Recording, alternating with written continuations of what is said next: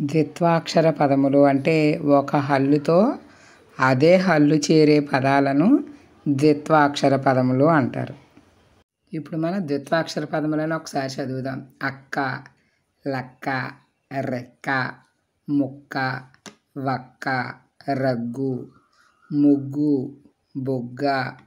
దగ్గు, గుగ్గిలం, రచ్చ, పచ్చి, గచ్చు, మచ్చిక, నిచ్చెన, సజ్జ, గుజ్జు, లజ్జ,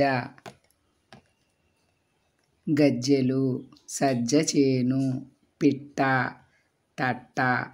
చెట్టు, గట్టు, మెట్టు, బిడ్డ, లడ్డు, చెడ్డ, తెడ్డు, వడ్డాణం, అత్త, నత్త, చెత్త, కత్తి, గిత్త, రద్దీ, గద్దె, ముద్ద, చద్ది, మద్దెల, అన్న, చిన్న, వెన్న, కన్ను, నాన్న, కప్ప, చెప్పు, అప్పు, తప్పు, గొప్ప,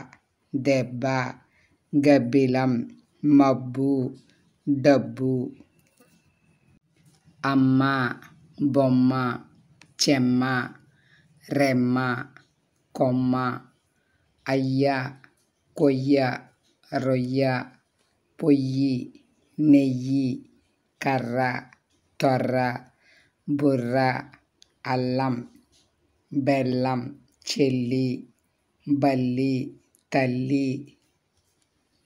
అవ్వ, బువ్వ, రవ్వ, తవ్వ, కవ్వం, నిశ్శేషం, లెస్స,